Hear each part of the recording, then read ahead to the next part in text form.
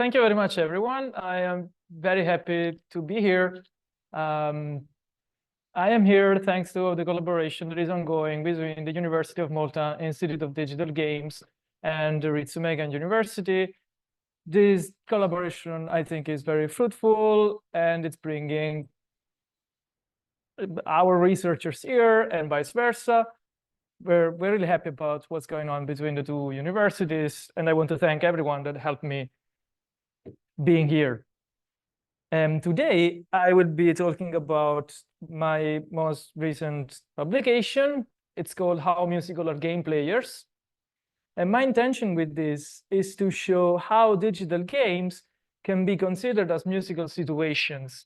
I believe that to a degree, there is a preconception that music is some sort of special topic, and that you need specialized knowledge in order to even talk about it in any degree. That is certainly true to a degree, to an extent. There is a discipline called musicology, you know. But my job, I believe, with this presentation is also to possibly give tools to incorporate a little bit of understanding about music and sound in digital games to different whatever kind of research that is related to digital games. And that's because digital games are an inherently acoustic medium, and my point is that they're an inherently musical medium. So hopefully this will be of your interest, and it would be helpful for you if I manage to move on with my presentation. So this is me. I think that some of you saw this slide already. My name is, like I said, Costantino Oliva. Thank you. I'm a lecturer and course coordinator for the MSc in Digital Games at the University of Malta. My research interests are in musicality, particularly musical improvisation and creativity in gameplay, musical creativity in gameplay, I should say. Today, I will be talking about my latest publication, which is part of this very nice handbook, the Oxford Handbook of Video Game Music and Sound, which is presenting so much a variety of perspectives about music and sound in video games, and that's been published, I believe, about a month ago at this point. But speaking of Malta, announcement. TIGRA 2025 will be actually held in Malta in June, July. So we are very much looking forward to welcome you all on the very little island of Malta. It's very small, but we should fit. All right, now with that said, I'd like to start with a short video, which is commonplace for you. It should be nothing new for you. The audio is coming from my laptop, so it won't be very loud, but it should be enough. So, just another day. Thank you, Harper. This is from a YouTube video that I edited. And in every arcade room, well, it's more of a room, in every arcade, there are a number of music games or rhythm games, right? Keeping players interacting with this game. So play, night.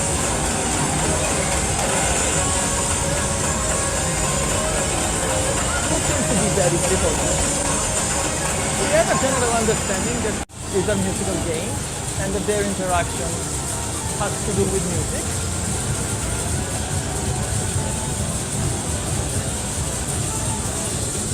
There are, however, very different games, and their interactions seem to be widely different from each other. Also, people tend to be quite specialized with this or that game. And actually, missing from this video is the game that tends to be at the entrance of every arcade, and that is Costantino. This is a really welcoming game, as opposed to games like this that tend to be a little bit more specialized. So you see that there's a segmented musical culture happening in arcades in Japan and abroad to a degree. And looking at all of this made me think of a very basic theory in the discipline that is called ethnomusicology, which, if you will, is the study of musical cultures around the world. John Blaking in 1987, John Blaking is understood as an innovator in the field of ethnomusicology. And his point was that ethnomusicology is a method. Is a method to study whatever music. It is not a topic.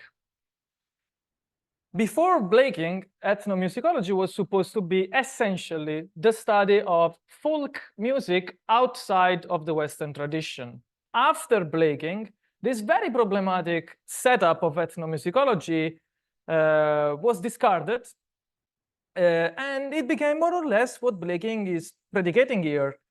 Ethnomusicology is intended as an approach to understanding all musics and music making in the context of performance, so when the music is happening to a degree, and of ideas and skills that composers, performers, and listeners bring to what they define as musical situations.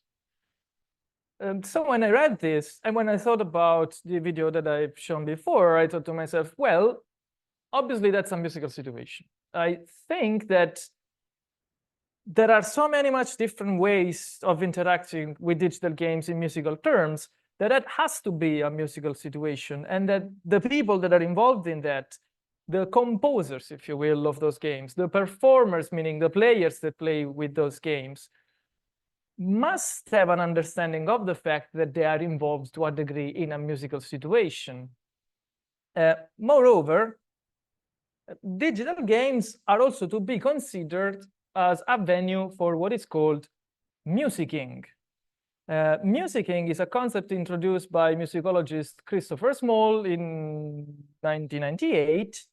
And the idea behind musicking is that music is not an object, but, or to say it better, that the scope of musicology is not to study musical objects, but to study music as it happens. He says the fundamental nature and meaning of music lies not in musical objects, but in action, in things that we do.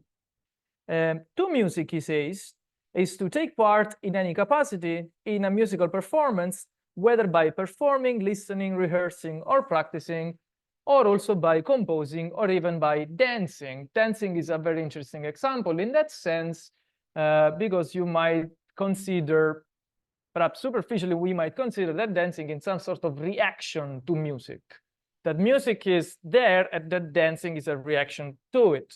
Instead, every form of participation, according to Small, is music and is a musical activity, is to music.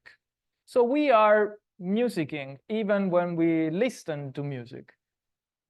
We all music to a degree. We are all exposed to music. It doesn't matter how involved with music we are. We live in a society throughout the world, and we really, as humans, are all exposed to a degree in music, and we all have, therefore, a degree of musicking that we do.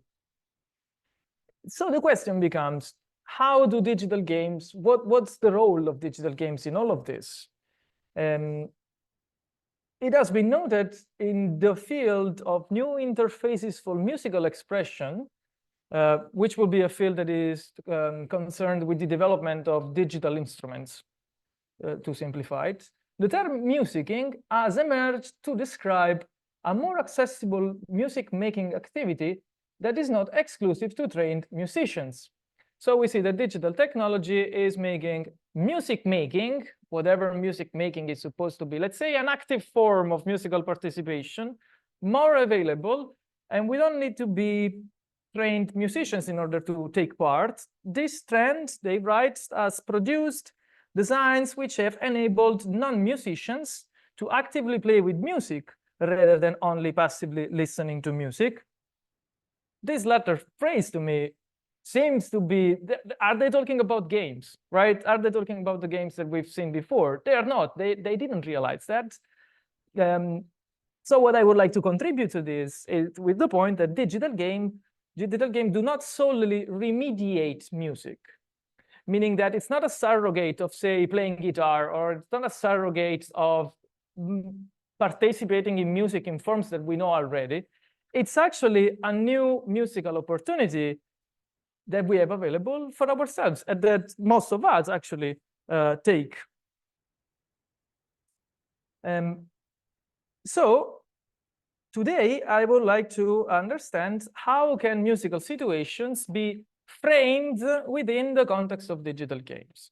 My intention is not to prescribe what musicking and musical situations within the context of digital games should be, as in what's necessary to be there, but rather I would like to provide a framework that can be used to position different forms of musicking, including those determined by music-focused games like, say, Guitar Hero, but also non-music focused games like Super Mario Bros. So how can you be musical? What does it mean to be musical when you're playing something like, say, Super Mario Bros. Or something like, say, Guitar Hero, or something like Thumper? More about this more obscure game later. Some terminology. When I say situation, I mean something different from scenario, right? I don't mean the narrative setting of digital game, right? I don't mean what the game looks like. Instead, I consider a musical situation as the actualization of music in a performative context, meaning the moment in which music happens. That's, to me, a musical situation. And this is aligned with contemporary musicology. Abate, one of the leading musicologists of this century, wrote that real music, she says, real music is music that exists in time, as in it's a phenomenon that happens at some point, the material acoustic phenomenon, as opposed to the abstraction of the work. So you see the paradigm shift. The idea is that the musicologist should be interested in music as it happens, as opposed to the abstraction of the musical work, to say notated music, such as a composition that has been notated, printed, and that's the object that we study. Instead, Abate thinks that the subject, the object that the musicologist should consider is when that performance is eventually taking place. That's where music happens. So music is the actualization, for instance, of a composition, but not the composition itself.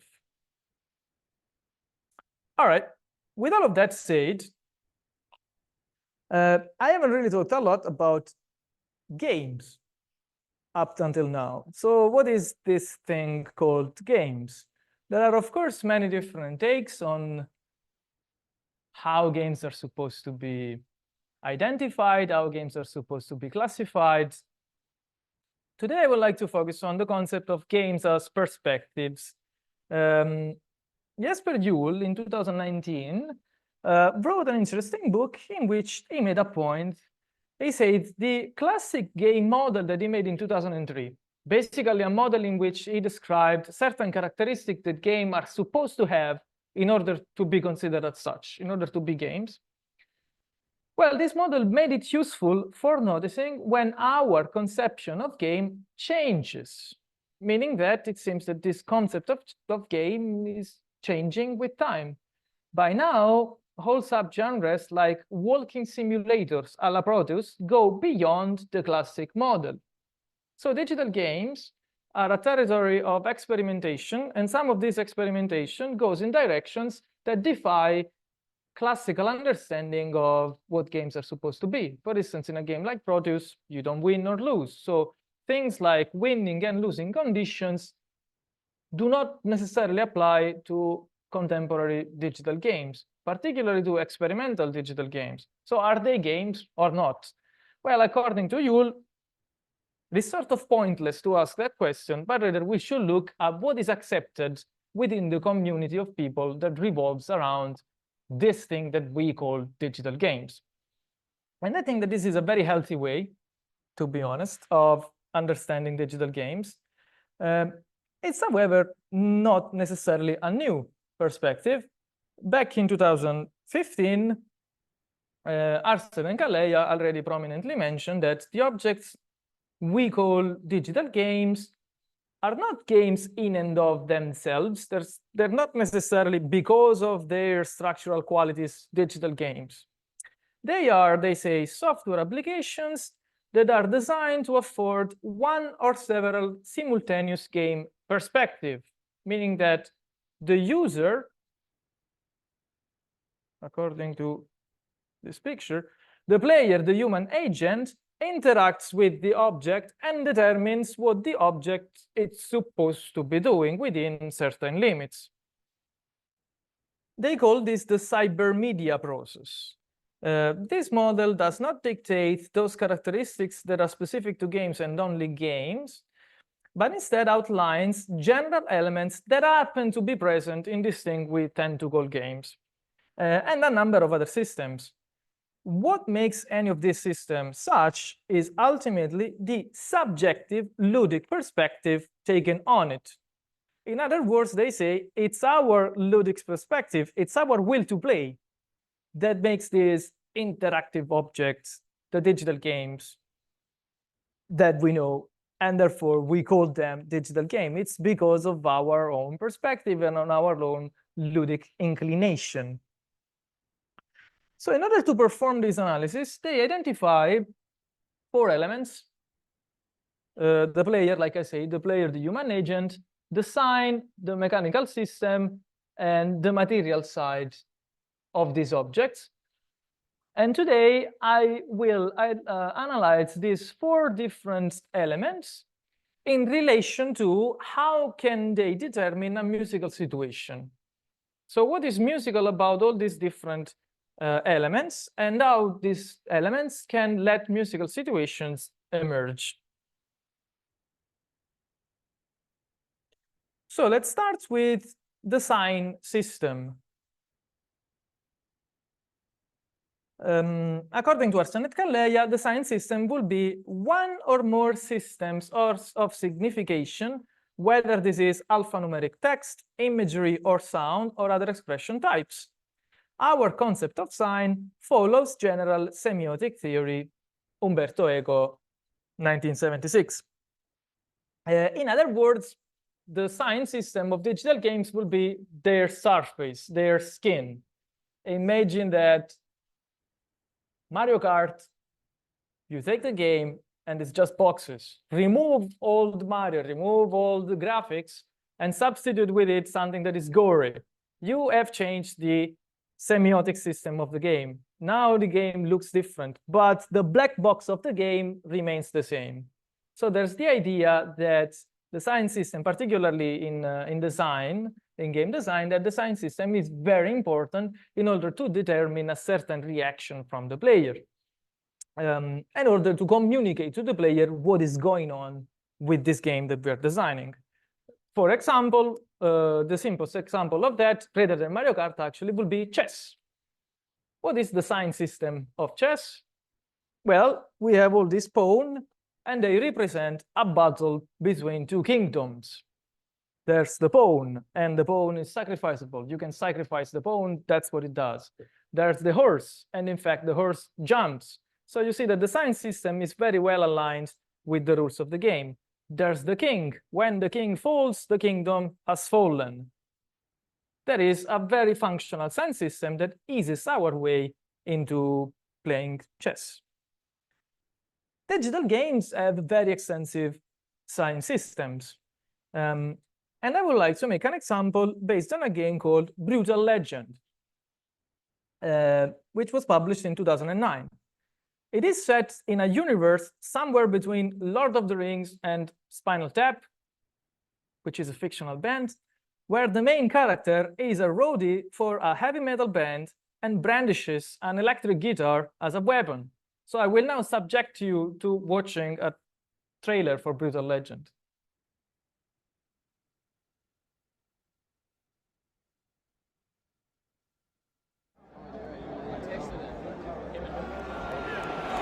After spending a lifetime on tours, he can build any stage, tune any guitar, and fix anything. He is a roadie. I wish it was louder. And by the grace of the metal gods, he wields the power of rock. Eddie Riggs was the world's greatest roadie, but when he is drawn back into an ancient age of rock, he will discover an empire on the verge of destruction. And as the battle for survival rages... Oh, man. Don't tell me I've been slaying hot girls this whole time. Only the power of rock can stop annihilation. Hell yeah! So hold on a second. Classic fantasy What do you trope do with a bunch of kids who don't know how to do anything but bang their heads all day long? And a sort of imagery Start a revolution, Lars. What is that sound? It's a devil screaming. It's an angel singing. It's f***ing awesome! So the sign system of Brutal Legend is connected to a specific metal musical context. According to Van Elfren, in this game, the player engages with the corpus of metal music, as well as the subcultural capital pertaining to that genre. So the player does not get to play metal music as you would in, say, Guitar Hero or Rock Band, but you still engage with this corpus of metal music. Tim Summers, who's a very popular author in the field of ludomusicology, writes that game music establishes, utilizes, and reinforces musical signifiers interacting with a wider pan-media currency of musical semiotics. So actually, because of your knowledge, or of the knowledge that you supposedly have of heavy metal music, you can understand the semiotic of Brutal Legend and what these signs are supposed to refer to. They refer to heavy metal musical culture. But player unequipped with this relevant musical literacy, players that will not be familiar with heavy metal, players that are not familiar with what the cover of a Judas Priest record is supposed to look like, well, they will be unable to competently place the collective imaginary projected in an appropriate semiotic domain, thus missing out on the referenced musicking meanings. That doesn't mean that you cannot play the game. You can play the game. You can win at the game. You can go through with the game. And maybe your interest in heavy metal can be awoken, and you can start looking up for Iron Maiden and Judas Priest and Metallica and whatnot. But right there and there, at the moment that you're playing the game, you will be unable to perform what is called a semiotic sequence, meaning to associate the sign with what the sign is referencing. Eventually, that can happen later on when you go and discover heavy metal. So the sign system of digital games can be used in musical ways. So you see that if you are familiar with certain musical cultures, you will be able to interact, play, engage with certain digital games differently. Musical literacy has already been studied extensively to a degree in relation to digital games. Van Elfren has written that combining the audiovisual literacies of film and television music with ludoliteracy, game soundtrack design, or game ongaku, I can say that, appeals to a specific game musical literacy through intertextual references to audiovisual idioms from other media. She says, for example, boss fights, for instance, are often accompanied a boss fight like this, right? Imagine this situation. You are familiar with digital game. What music plays in your head?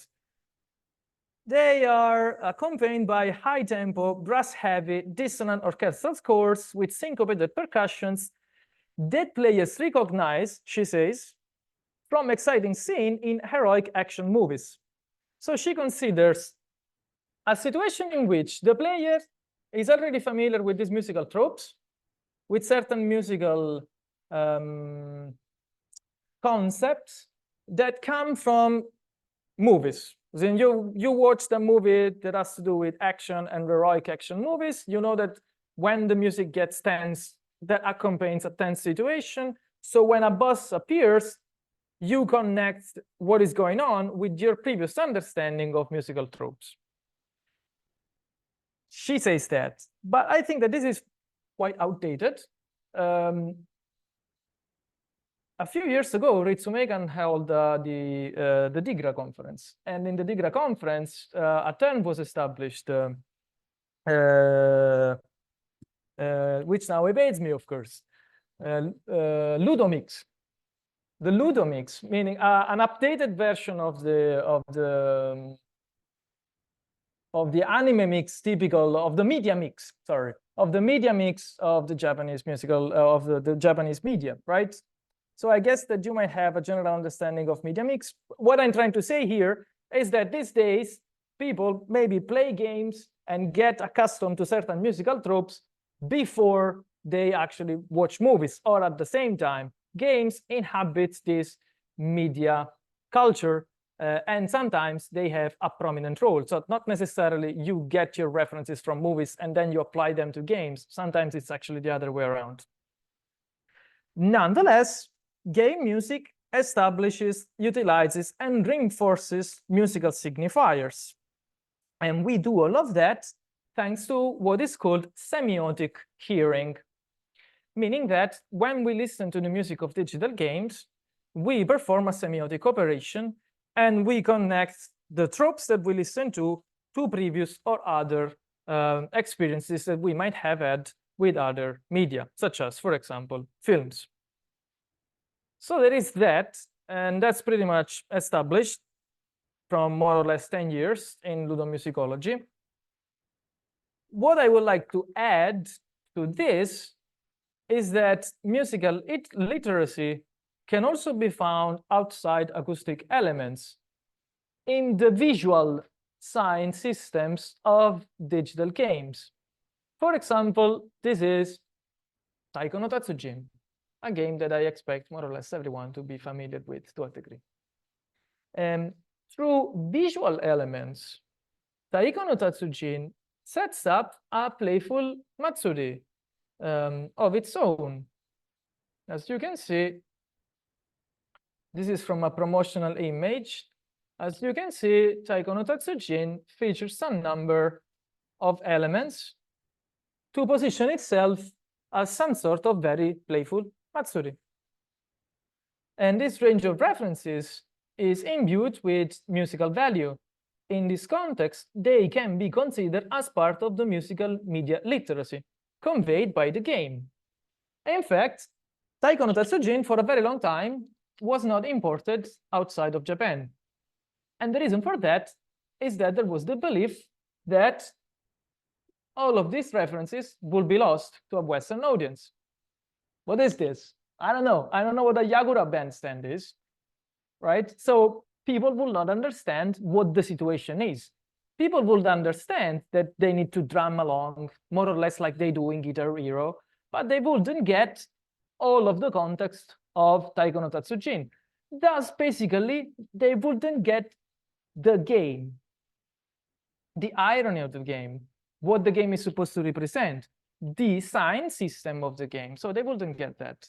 So players without such musical literacy and unaware of what a matsuri is will be, to this day, unable to competently place the collective imaginary projected by Taiko no Tatsujin in an appropriate semiotic domain, thus missing on a variety of referenced musicking meanings. So if you don't know that this is a matsuri, you can drum along, but you don't understand what is the situation that you're being supposed to be put into. As described by Blakey, it is clear that musical things, musical objects, so if you want to consider Taiko no Tatsujin as a musical object, it is clear that musical things are not always strictly musical. That what makes this thing musical is not just the fact that they contain music to a degree, but also the fact that they reference musical situations, such as a matsuri, which revolves around music, but includes things that not necessarily have to do with music, such as certain food stands, certain games that we play, and so on and so forth. So a matsuri contains music, but it's not only and solely a musical event, like, say, an orchestra playing Beethoven, which is supposed to be instead only about the music and nothing else. This instead includes music and other things and other forms of participation. And Taiko no Tatsujin duplicates that. So this is the sign system. But there's also a mechanical system. So what is the mechanical system of digital games? Arset and Calleja write, the mechanic operation which structure the process to switch from, for example, to switch from one state to another, or simply to change some informational condition, great or small. Any mechanical change that can potentially be recognized as such by an observer with sufficient access to the system informational sphere will have been affected by the mechanical system. So to simplify that, games have functionalities. Games work. Games are not static objects. Games are not like a book that, sure, you can turn the page, but the object remains the same. Games are dynamic in nature. Digital games especially are dynamic in nature. And when we play the game, we traverse this content of the game, or anyway, we rearrange, and we do that through the mechanical system of the game. We push a button, something happens. We rearrange, we traverse this system that we call games. So games are upheld by what they call a mechanical system. So imagine that you have a mechanical system of sort, and that you can skin that mechanical system differently. So chess could represent something else, for example.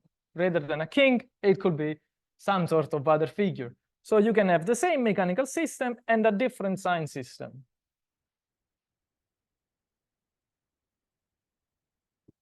So what is the mechanical system of music games? So music games is something that I haven't specifically talked about so far, this specific subgenre of games. According to Grimshaw, the musical game genre features what they call an intimate and reactive musical bond, meaning that in the expectation toward music games is that you push a button, some sort of immediate musical sound comes out. A key factor is direct engagement with musical sounds as a primary element of gameplay. In fact, in Guitar Hero, you have this direct engagement with the musical sounds that you yourself, as the player, you trigger. So there are musical systems. So the mechanical system of digital games become musical system in games that are so very much focused on music. For example, in games such as Guitar Hero or Rock Band, which are not so popular these days, but I believe that to a degree, most people should know what I'm talking about when I mention them. What happens with that is that the developers have created simplified forms of notation for the instrument controllers. What was needed as a basis for interaction with the music was something more than pressing play, the way you will do, say, on a CD player or an MP3 player or whatever, but something less than complete notated transcriptions of the vocal and instrumental parts. Right? So it looks like this. This is the musical notation used by Rock Band. Now, I am a moderately trained musician. I'm familiar with musical notation, and I play drums. And when I have to play the drums in Guitar Hero, to me, it's a headache because I need to familiarize myself with this simplified notation, which to me is so much more complicated. If they will just give me the musical notation, I could play that much easier. But this is not for me. This is for other players, if you will. Notably, the mechanical systems of Guitar Hero and Rock Band have generated new musical situation, a very distinct new musical situation, because they afford non-musicians, unlike me, right? Non-musicians the possibility to engage with a corpus of recorded musical works beyond simple listening. Guitar Hero, writes Piamonte, are part of a uniquely performative genre which creates a new kind of performance space through kinesthetic interaction with musical recordings. In fact, what happens with Guitar Hero and Rock Band and the likes is that each button that you see, when appropriately hit, when correctly hit, will trigger a segment of, for example, the guitar track previously recorded by the original musician. So now you have at your control the original guitar part of, say, War Pigs by Black Sabbath, or Hot for Teacher by Van Halen. I just like dropping classic rock names. So you can control that segment of the composition, and through you playing the game, you have an opportunity to interact with those recordings in a way that is very different from simply pushing play on a player and listening to the track being played. So these musical systems that have been created, these mechanical systems that have been created for these games in particular, are very interesting in that sense, because they split and they rearrange previously recorded musical pieces that happen to be well established within the rock music paradigm. However, I believe that the mechanical system of games also affords us the possibility to music through what is called dynamic musical systems. So what is a dynamic musical system? It's something very commonplace. We all engage with dynamic musical system these days when we play games. And I have a short video from The Legend of Zelda: Breath of the Wild, which I will now play.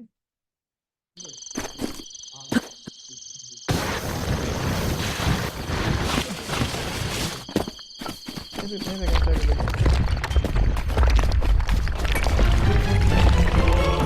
So what happened here, but what happened is that everything was quiet and you were just walking around, and then you approached this place, the monster came up, and obviously the music went on. Dun dun dun dun dun dun. A very classical orchestral arrangement, meaning that something is entering, something is happening, and if you don't want that to happen, you can move away. So if you don't want to engage with this particular enemy at this time, you can actually run away.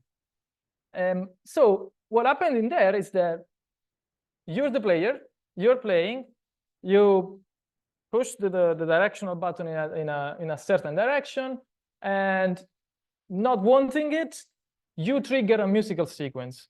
You trigger a musical sequence because you're embedded in a dynamic musical system that reacts to your action. If you go left or right, or anyway, not in that particular spot, you will not trigger that musical piece. So you see that you're in a cybernetic feedback loop with a machine that controls musical fragments of a certain length. And I believe that this is an example of you musicking, of us players, musicking with digital games. Musicking, I believe, is in action since the player is juxtaposing musical segments, producing and structuring a certain acoustic output. Remember the focus. Abate says, music as it happens in time. That's what we're studying. We're studying when the music actually exists, is actualized. So you are actualizing the music. You are actualizing the musical capabilities of the machine. And in this case, in this particular case, the player sections are not finalized towards musical results, meaning that you just wanted to walk and instead you stumbled across a horrible monster.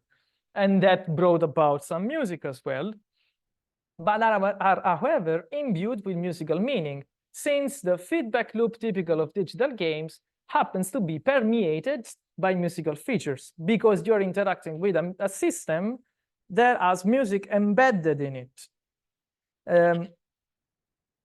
Some people might argue, but this does not amount to music, right? Is this enough to say that this is musical participation? Can I be, because I moved in that direction and triggered a certain element of music, can I be considered an active musical participant? according to Small, we should use the verb music as follows. He says that the verb to music is descriptive and not prescriptive. It covers all participation in a musical performance, whether it takes place actively or passively, right? Even if you're passive, he says. Whether we like the way it happens or whether we do not, whether we consider it interesting or boring, constructive or destructive, sympathetic or antipathetic. The most important part of this segment here is this quote is actively or passively, as in you are musicking even if you're not necessarily so active in that musical participation. So to a degree in here, even if I'm best known to you, even if your player perspective is not oriented towards actualizing a musical situation, you are, however, interacting with a system with significant musical meanings, to a degree passively. And also, the mechanical musical system of digital games many times has been used for games that tend not to be games. As in, for games that challenge what games are supposed to be, like I said a few minutes ago. This, for example, is a game that I myself made. It's called Night Parade of 100 Demons, and I will briefly show you a video of it. It features yokais.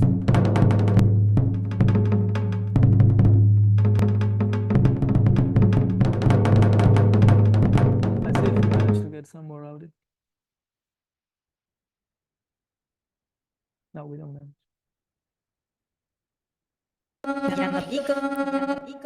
So this is the least famous yokai called the Yamabiko. No one knows him, but he exists. With this game, you can record the music. Then you hear it with Yamiko. This instead features kappas. You throw them around in a pond for bizarre musical juxtapositions. This instead is a kappa, and what it does, it waves its fan, and they produce a landfall, and the landfalls will play a sort of, it is koto sounds, so it's like you playing a koto that has been distributed on a mountain. Why would they do a thing like that? I want to say something about musical improvisation, but that's not the point of today's lecture. What I want to say here is that this game is aligned with what Karen Collins calls musical toys that use game interfaces. They have no set objectives, reward, or in-game narratives, but these interactive tools, if you will, while sold and marketing in the games industry. Okay, my game is not sold and marketed, but still. But they're arguably not games, but rather musical toys that use game interfaces. And this is another example of how the mechanical side of digital games, the mechanical element of digital games, can have a kernel of musicality that can be used in order to identify a musical situation based on that. My game does not look like a musical situation. It features yokai in a pond or on mountains. So it doesn't look like they're doing something musical, but in the mechanical part of it, it contains a kernel of musical elements, hopefully. Okay, so we went through science and mechanical system. The third component is the material medium. So the games are made of some sort of material as well. And Apperley and JMN in 2012 proclaimed that there was a material shift in game studies, and that we should study the objects and the materiality of digital games as opposed to what they call their digital virtuality, the fact that they're digital objects, right? They say that video games are objects that exist in the world. However much their digital virtuality is celebrated, they are enacted and produced in strikingly visceral ways. The noise that a PlayStation 3 game makes when it is pushed into the Blu-ray drive, the cables over which Xbox Live Arcade games are downloaded, they suggest a materiality to gaming that links digital games to the world and demands that they are also understood as objects in the world. And actually, the materiality of digital games is very much connected with musical situations, oftentimes. Karen Collins notes that the relationship between music technology and aesthetic in video games is one of mutual influence rather than dominance. Meaning that sometimes we think that old games say on the Famicom, they sound like that because of technical inadequacy. And that with the advent of CD technology and of contemporary consoles, finally games sounds the way they're supposed to sound. According to Karen Collins, that's not at all the case. Rather, technology and aesthetic influence each other. And this is somewhat proven by what is called chiptune, in which video game hardware, such as the Game Boy, right? Video game hardware is repurposed for their musical capabilities to create new musical situations. Chiptune cannot be defined solely by the hardware and software used, but remains at least semi-consistent in its microsound or bit-crushed timbres. So, for example, with beat music, you see Game Boys being repurposed as synthesizers. So musicians take the Game Boy, use a particular cartridge, and then use the chip of the Game Boy in order to produce new music. This is an example through which the materiality of games creates new musical situations. And those are ostensibly musical situations. However, we don't just need to go into modifications in order to identify how the materiality of games determines musical situations.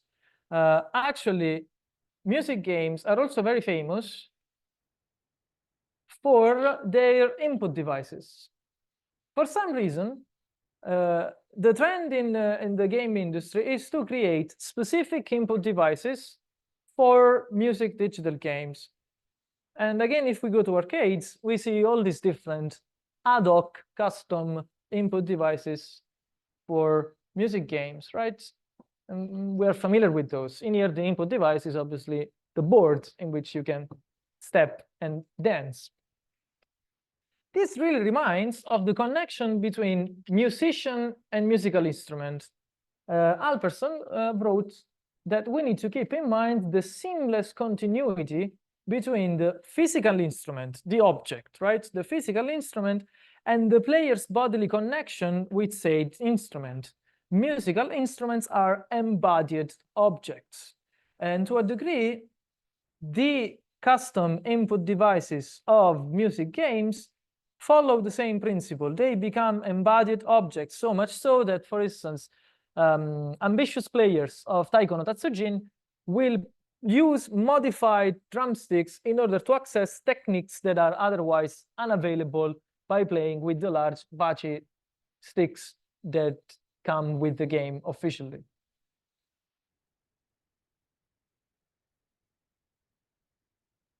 So those are the three elements, right? Sign, mechanical system, and material medium. And we've explored how they can be connected with musical situation. But the final element is players themselves. And it's the most important element. Particularly the perspectives that players can take on these objects. Like I said, for the object or system to become a game, Bright, Arthur, and Kalleia, the player needs to think of it as such. That is, she needs to actively interpret the activity as a game for it to be considered a game at all. If you're playing, back in the day, World of Warcraft, and all you're doing is grinding because you are paid to do so, then your activity will not be traditionally understood as ludic. Actually, it can be an awful form of exploitation of work, as you are paid in order to produce wealth for people that then you will sell that. And to a degree, it's difficult to understand in this form of interaction with the game a traditional form of ludic activity. However, other people will instead play the game and enjoy it and be very ludic when playing the game. Therefore, it's sort of your perspective and your predisposition towards the object that makes the game a game. That's the point that Arsene and Kalle are making. So can I have a musical predisposition when playing games? Can I orientate my playing towards generating musical situations? Well, digital games contain sometimes, like I said before, a kernel of musicality. For example, in Super Mario Bros., Mario's jump, right? When Mario jumps, he goes poing. That is musicalized with what is called a rising glissando. So this is a trope that comes from film music, from cartoons, actually. The character moves up, and the glissando, the sound that you hear goes from the lower notes to the higher notes. That's a glissando. Also, collecting coin sounds is a rising fourth. An ascending sequence accompanies a power up, and so on. So there are all these very musical sounds embedded in Super Mario Bros. Even what is not ostensibly a music game, as in Mario Bros. Is not ostensibly a music game, this is undoubtedly a musical game, bestowing small degrees of musical agency upon the player, meaning that it gives you the possibility to control all these very musical sounds. So Summers thinks that we have a little bit of musical agency in this kind of games. However, it's not always so obvious. While in Super Mario Bros. Conveniently, the sounds are very musical. There's a glissando, there are chords, it's a rising fourth, it's all very musical, it's all very beautiful. But there are games that can be a little bit less obvious. For example, while in examples such as Guitar Hero, pressing a button to play a note is a clear musical choice, so you do it because you want to trigger music, contemporary games might feature ambiguous musical structures, such as drones, potentially blending players' musical and ludic intention. And Miguel Camp writes, in such cases, is the player's intervention a completely non-musical choice? So is what you're doing completely non-musical? If soundtrack conventions are so closely intertwined with video game and audiovisual narrative conventions? So in other words, how can I determine that what you do is not musical at all when the audio in games and the resulting music in games can be very ambiguous and not, for instance, rhythmically structured or harmonically organized?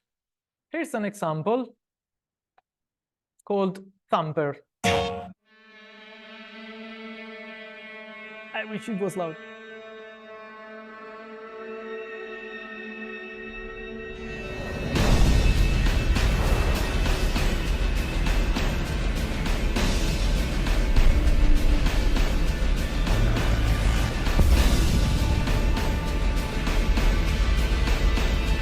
What is going on? This is a music game. Marketed and understood as a music game. But you see that the music is not so obvious. It's not like the happy tunes of Super Mario.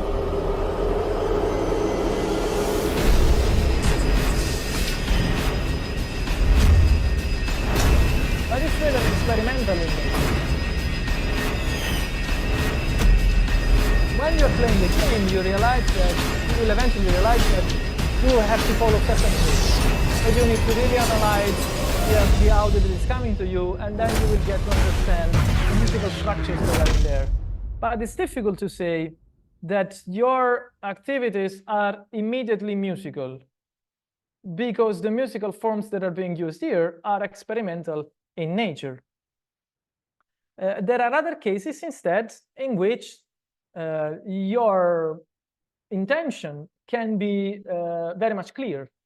For example, one of my favorite examples in this is a game called Ape Out, and particularly the game soundtrack of the game.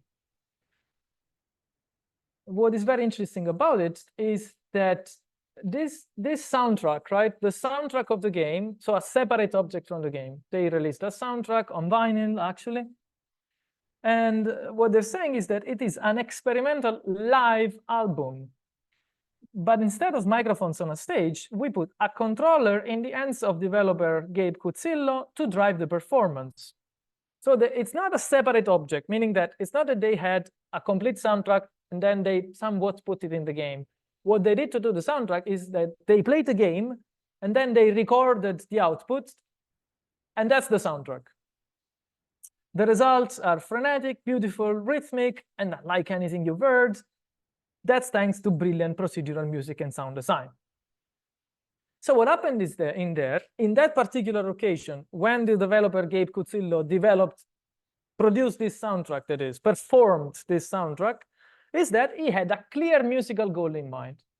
So clearly he was orientating the game object towards music, and music first and foremost.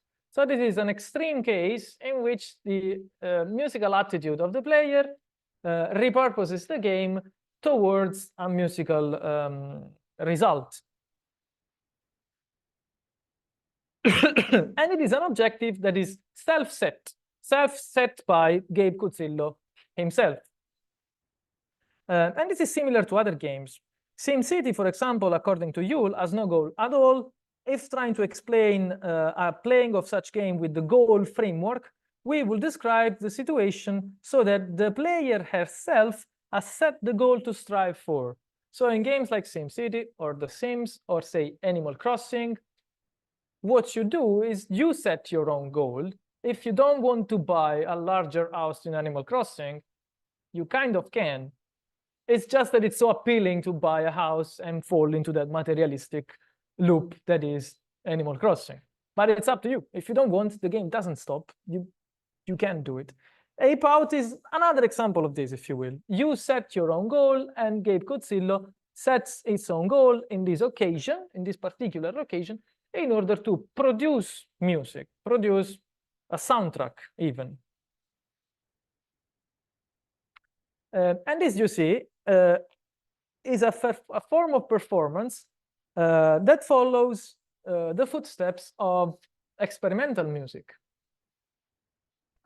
Khan wrote that the emergence of sound arts in the 80s was characterized by a problematic attitude toward Western art music. And therefore, the idea of the musicalization of sound arose as a mean to identify and supersede techniques in which sounds or noises were made significant by making them musical. So sounds and noises, sounds that are not immediately part of what we consider to be music, such as, say, the sound coming from a musical instrument, were repurposed and made part of musical compositions. And the beginning of all of this actually happened during an artistic movement in the fastest periods of Italy's history called Futurismo. So this will be the name of this artistic movement. And this particular object that you see in here was developed by an artist called Russolo. And it is called in Italian an intona rumori. Intona rumori can be translated as noise tuner. As in, this thing will produce all sorts of noises, and because of futurism, it will be industrial noises primarily. They were fascinated with modernity and with the idea of machines and the industry. So it will produce industrial noises, but then you could manipulate them in a way so that you could make musical compositions out of noise. Ergo, and therefore, noise tuner. So with this started a movement that intended to incorporate non-musical sound into music. Therefore, the musical materials, the palette of musical materials that we have now available is much more augmented. It's not just made by the sound coming from musical instruments or, say, sounds that are tuned in a certain way. So we now touched upon all these four elements, and what I try to do is to explain how all these four elements can somewhat orientate particularly players into musical situation, how games can determine musical situations. I believe that digital games create new musical opportunities. They expand and challenge current musical paradigms while facilitating participation in artistic creativity. We play games, I guess that we all play games here. We play games and we music with games. To a certain degree, we all music with games.